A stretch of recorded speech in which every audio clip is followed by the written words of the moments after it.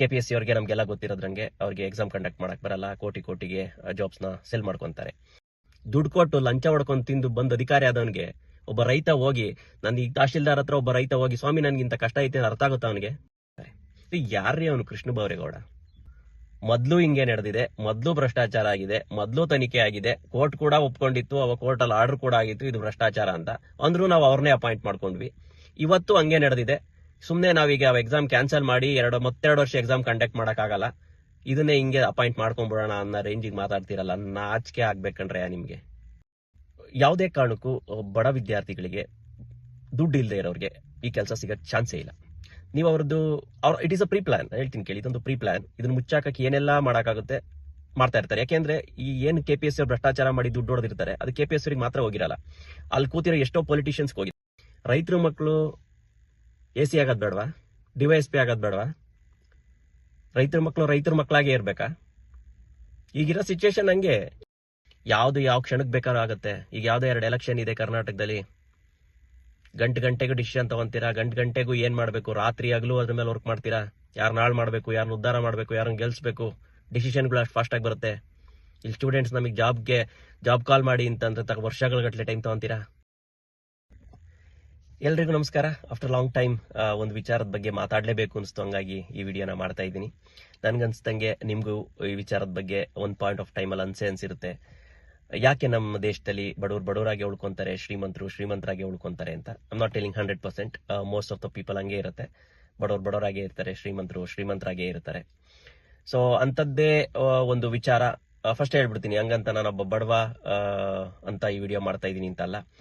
ನಾನು software engineer, London ಅಲ್ಲಿ work ಮಾಡ್ತಾ ಇದ್ದೀನಿ. ನಮ್ಮ ರಾಜ್ಯ, ನಮ್ಮ ದೇಶ ಅಂತ ಬಂದಾಗ ನಾವು ಆ ನ್ಯೂಸ್ನ ಕೇಳ್ತಾ ಇರ್ತೀವಿ, ನೋಡ್ತಾ ಇರ್ತೀವಿ, ಫಾಲೋ ಮಾಡ್ತಾ ಇರ್ತೀವಿ. ಅಂತದೇ ಒಂದು ಇಂಟ್ರೆಸ್ಟಿಂಗ್ ವಿಚಾರನ ಒಂದು 2-3 ಇಯರ್ಸ್ ಇಂದ ನಾನು ನ್ಯೂಸ್ ಅಲ್ಲಿ ನೋಡ್ತಾನೆ ಬರ್ತಾ ಇದ್ದೀನಿ. KPSC ವಿಚಾರ.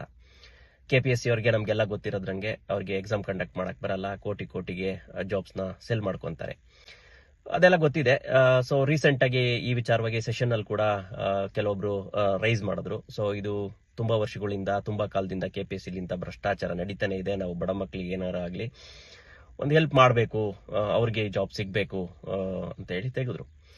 ಆಮೇಲೆ ಎಲ್ಲಾ ಡಿಸ್ಕಷನ್ ಆಗಿ ಕೊನೆಗೆ ಫೈನಲ್ ಆಗಿ ಅದಕ್ಕೆ ಆನ್ಸರ್ ಬಂದಾಗ ಗೊತ್ತಾಯ್ತು ನನಗೆ, ಓಕೆ, ಯಾವುದೇ ಕಾರಣಕ್ಕೂ ಬಡ ವಿದ್ಯಾರ್ಥಿಗಳಿಗೆ, ದುಡ್ಡು ಇಲ್ಲದೆ ಇರೋರಿಗೆ ಈ ಕೆಲಸ ಸಿಗಕ್ ಚಾನ್ಸೇ ಇಲ್ಲ. ನೀವು it is a preplan. ಹೇಳ್ತೀನಿ ಕೇಳಿ, ಇದೊಂದು ಪ್ರೀ ಪ್ಲಾನ್. ಇದನ್ನ ಮುಚ್ಚಾಕಕ್ಕೆ ಏನೆಲ್ಲ ಮಾಡಕ್ಕಾಗುತ್ತೆ ಮಾಡ್ತಾ ಇರ್ತಾರೆ. ಯಾಕೆಂದ್ರೆ ಈ ಏನು KPSC ಅವ್ರು ಭ್ರಷ್ಟಾಚಾರ ಮಾಡಿ ದುಡ್ಡು ಹೊಡೆದಿರ್ತಾರೆ, ಅದು KPSC ಅವ್ರಿಗೆ ಮಾತ್ರ ಹೋಗಿರಲ್ಲ, ಅಲ್ಲಿ ಕೂತಿರೋ ಎಷ್ಟೋ ಪೊಲಿಟಿಷಿಯನ್ಸ್ ಹೋಗಿದೆ, ಎಲ್ರಿಗೂ ಹೋಗಿರಲ್ಲ. ಎಷ್ಟೋ ಪೊಲಿಟಿಷಿಯನ್ಸ್ ಅಲ್ಲಿ ಇನ್ವಾಲ್ವ್ ಆಗಿರ್ತಾರೆ. ಅವರೆಲ್ಲ ಅದನ್ನ ಮುಚ್ಚಾಕಕ್ಕೆ ಟ್ರೈ ಮಾಡ್ತಾ ಇರ್ತಾರೆ. ಯಾರ್ರೀ ಅವನು? ಕೃಷ್ಣ ಬೈರೇಗೌಡ. ಇದು ಈ ವಿಚಾರವಾಗಿ ರೈಸ್ ಮಾಡಿದಾಗ ಒಂದೇ ಒಂದು ಮಾತು, ಆಯ್ತು ಇಷ್ಟು ವರ್ಷ ಆಗಿದೆ, ಇನ್ ಮುಂದೆ ಆಗದೆ ಇರೋ ತರ ನಾವು ನೋಡ್ಕೊಂತೀವಿ. ಈ ಸತಿ ಆಗಿರೋ ಈ ಭ್ರಷ್ಟಾಚಾರನ ತನಿಖೆ ಮಾಡಿಸಿ, ಈ ಎಕ್ಸಾಮ್ನ ಫುಲ್ ಕ್ಯಾನ್ಸಲ್ ಮಾಡಿ. ಮೊದ್ಲಿಂದನೂ ಈ ಎಕ್ಸಾಮ್ಗೆ ಎಲ್ಲರಿಗೂ ಗೊತ್ತಿದೆ, ಪ್ರಿಲಿಮ್ಸ್ ಇಂದನೂ ತೊಂದರೆಗಳಿದೆ, ಪ್ರಿಲಿಮ್ಸ್ ಇಂದನೂ ಸರಿಯಾಗಿ ನಡೆದಿಲ್ಲ, ರೀ ಎಕ್ಸಾಮ್ ಮಾಡಿಸ್ತೀವಿ ಅಂತ ಹೇಳಿ ಆ ಬಡವರು ಕಷ್ಟಪಟ್ಟು ಓದಿರೋ ಮಕ್ಳಿಗೆ ಒಂದೇ ಒಂದು ಮಾತು ಹೇಳಿದ್ದಿದ್ರೆ ದೊಡ್ಡವರಾಗ್ತಾ ಇದ್ರಿ ನೀವು. ಅದು ಬಿಟ್ಬಿಟ್ಟು ಮೊದ್ಲು ಹಿಂಗೆ ನಡೆದಿದೆ, ಮೊದ್ಲು ಭ್ರಷ್ಟಾಚಾರ ಆಗಿದೆ, ಮೊದ್ಲು ತನಿಖೆ ಆಗಿದೆ, ಕೋರ್ಟ್ ಕೂಡ ಒಪ್ಕೊಂಡಿತ್ತು, ಅವ ಕೋರ್ಟ್ ಅಲ್ಲಿ ಆರ್ಡರ್ ಕೂಡ ಆಗಿತ್ತು ಇದು ಭ್ರಷ್ಟಾಚಾರ ಅಂತ. ಅಂದ್ರೂ ನಾವು ಅವ್ರನ್ನೇ ಅಪಾಯಿಂಟ್ ಮಾಡ್ಕೊಂಡ್ವಿ. ಇವತ್ತು ಹಂಗೆ ನಡೆದಿದೆ. ಸುಮ್ನೆ ನಾವೀಗ ಎಕ್ಸಾಮ್ ಕ್ಯಾನ್ಸಲ್ ಮಾಡಿ ಮತ್ತೆರಡು ವರ್ಷ ಎಕ್ಸಾಮ್ ಕಂಡಕ್ಟ್ ಮಾಡಕ್ಕಾಗಲ್ಲ, ಇದನ್ನೇ ಹಿಂಗೆ ಅಪಾಯಿಂಟ್ ಮಾಡ್ಕೊಂಡ್ಬಿಡೋಣ ಅನ್ನೋ ರೇಂಜಿಗೆ ಮಾತಾಡ್ತಿರಲ್ಲ. ನಾಚಿಕೆ ಆಗ್ಬೇಕಂಡ್ರೆ ನಿಮ್ಗೆ. ನೀವ್ ಏನ್ ಮೆಸೇಜ್ ಕೊಡ್ತಾ ಇದೀರಾ ರಾಜ್ಯದ ಜನಕ್ಕೆ? ಇದನ್ನ ಟಿವಿಲಿ ಕೂತ್ಕೊಂಡು ಎಷ್ಟು ಮಕ್ಳು ನೋಡ್ತಾ ಇರ್ತವೆ, ಚಿಕ್ಕ ಮಕ್ಳು ನೋಡ್ತಿರ್ತವೆ, ಪೇರೆಂಟ್ಸ್ ನೋಡ್ತಾ ಇರ್ತಾರೆ. ಅವ್ರಿಗೆಲ್ಲ ಏನ್ ಅನ್ಸುತ್ತೆ? ಮುಂದೆ ಮಕ್ಳು ಓದಿದ್ರೆ ಗೌರ್ಮೆಂಟ್ ಕೆಲಸ ಸಿಗುತ್ತೆ ಅನ್ಸುತ್ತಾ? ದುಡ್ಡಿದ್ರೆ ಎಲ್ಲ. ಆ ಚಿಕ್ಕ ಮಕ್ಳು ಕೂಡ ಅನ್ಸಕ್ ಸ್ಟಾರ್ಟ್ ಆಗುತ್ತೆ, ದುಡ್ಡಿದ್ರೆ ನಾವೇನ್ ಬೇಕಾದ್ರೂ ಕೊಂಡ್ಕೋಬಹುದು, ಕಷ್ಟಪಟ್ಟು ಓದೋದ್ರಿಂದ ನಮ್ಗೇನು ಸಿಗಲ್ಲ ಅಂತ. ಏನಕ್ಕೆ ಕಷ್ಟಪಟ್ಟು ಓದ್ಬೇಕು? ಫಸ್ಟ್ ಆಫ್ ಆಲ್ ಈ ತರ ಕೋಟಿ ದುಡ್ಡು ಕೊಟ್ಟು ಅಂತ state level AC, DYSP, tahsildar ಪೋಸ್ಟ್ಗಳನ್ನ ಕೊಂಡ್ಕೊಳೋದಾದ್ರೆ ಓದೋದೇನಕ್ಕೆ ಓದ್ಬೇಕು? ನಾನು ಒಂದಂತೂ ಹೇಳ್ತೀನಿ, ಏನಿದು ಆಸ್ಪಿರೆಂಟ್ಸ್ ಇದೀರಾ, ಅಥವಾ ಮುಂದೆ ನಾನೊಬ್ಬ ಗೌರ್ಮೆಂಟ್ ಅಧಿಕಾರಿ ಆಗ್ಬೇಕು ಅಂತ ಯಾರು ಕನ್ಸಿಟ್ಕೊಂಡಿದ್ದೀರಾ, 2 ವಿಷಯ ತಲೆ ಇಟ್ಕೊಂಡ್ಬಿಡಿ. ಒಂದು, ನಿಮ್ಮ ಹತ್ರ ದುಡ್ಡಿದ್ರೆ ನಿಮ್ಗೂ ಈ ಸೀಟ್ನ ಕೊಂಡ್ಕೋಬಹುದು, ನನ್ಗೂನು ಅಂತ ಇದ್ರೆ ಓದಿ. ಇಲ್ಲ ನಾನು ಎಫರ್ಟ್ ಹಾಕ್ತೀನಿ, ಕಷ್ಟಪಡ್ತೀನಿ, ಮೋಸ ಆದ್ರೆ ಒದ್ದು ಕಿತ್ಕೋತೀನಿ ಅನ್ನೋ ಮೆಂಟಾಲಿಟಿ ನಿಮ್ ತಲೆಯಲ್ಲಿ ಬಂದ್ರೆ ಓದಿ.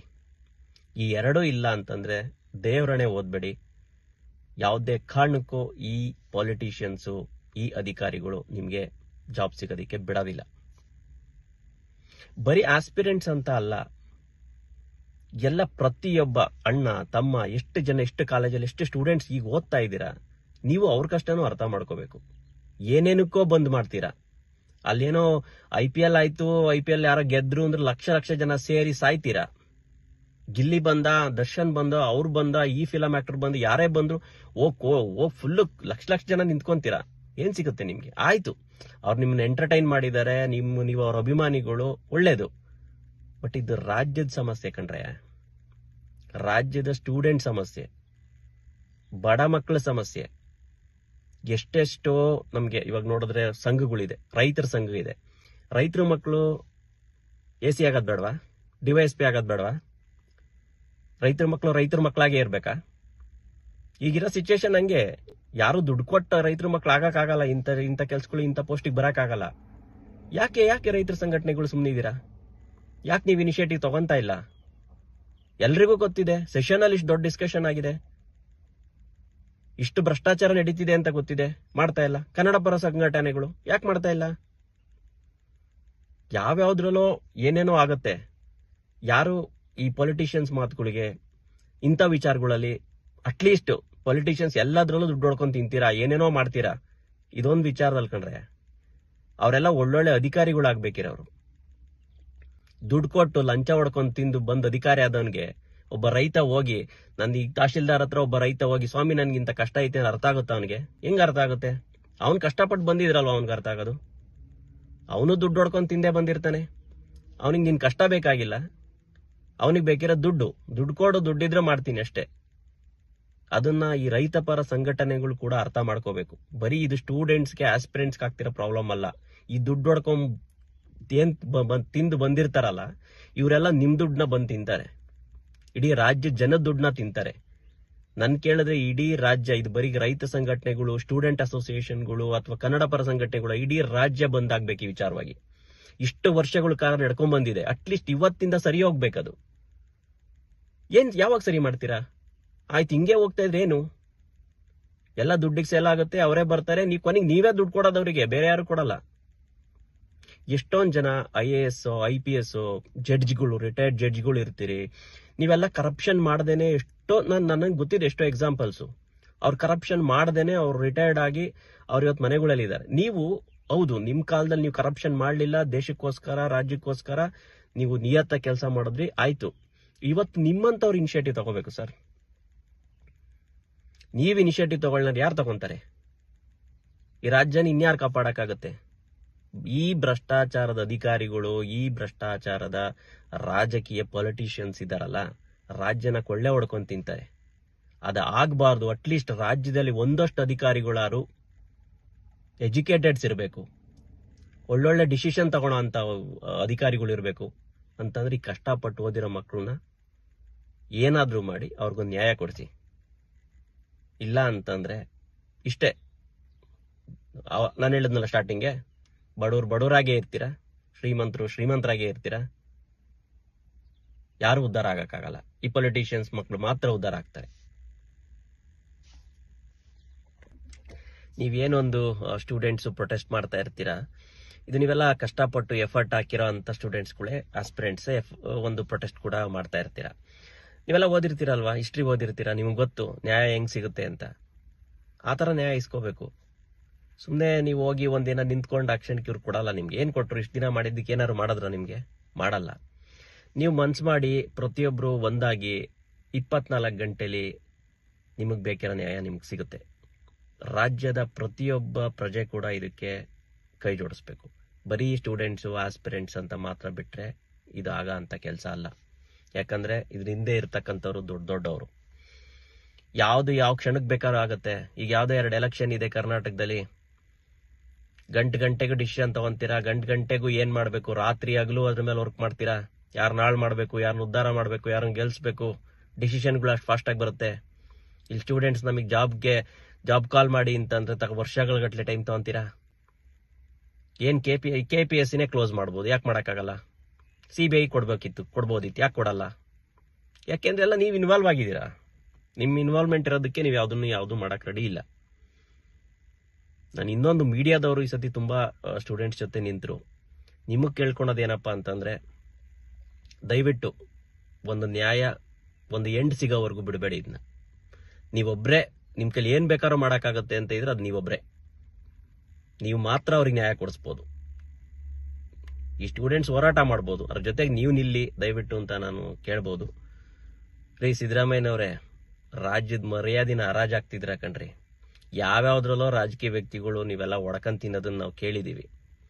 ಅಟ್ಲೀಸ್ಟ್ ಇದೊಂದು ವಿಚಾರ, ಸ್ಟೂಡೆಂಟ್ಸು 5 ವರ್ಷ 6 ವರ್ಷ ಕಷ್ಟಪಟ್ಟು ಓದಿರ್ತವೆ, ಚಿಕ್ಕ ಮಕ್ಕಳಿಂದ ಆಸೆ ಇಟ್ಟಿರ್ತವೆ, ನಾನೊಬ್ಬ ಇಂಥ ಅಧಿಕಾರಿ ಆಗಿರ್ಬೇಕು ಅಂತ ಅವತ್ತಿಂದ ಆಸೆ ಇಟ್ಕೊಂಡಿರ್ತಾರೆ. ಅವ್ರ ಅಪ್ಪ ಅಮ್ಮ ಆಸೆ ಇಟ್ಕೊಂಡಿರ್ತಾರೆ, ಅವ್ರ ನೆಂಟರುಗಳು ಆಸೆ ಇಟ್ಕೊಂಡಿರ್ತಾರೆ. ಎಲ್ಲರ ಆಸೆ ಮೇಲೆ ಹೊಡಿತಾ ಇದ್ದೀರ, ಲಕ್ಷಾಂತರ ಜೀವಗಳ ಮೇಲೆ ಹೊಡಿತಾ ಇದ್ದೀರಾ ನೀವು. ನಿಮ್ಮ ದುಡ್ಡು, ನಿಮ್ಮ ದುರಾಸೆ, ನಿಮ್ಮ ಭ್ರಷ್ಟಾಚಾರದ ತೆವಲಿಗೆ ಮಕ್ಕಳ ಜೀವನ ಹಾಳು ಮಾಡಿಕ್ತಾ ಇದ್ದೀರ. ಏನೋ ನನಗನ್ಸಿದ್ದು ನಾನು ಹೇಳಿದ್ದೀನಿ.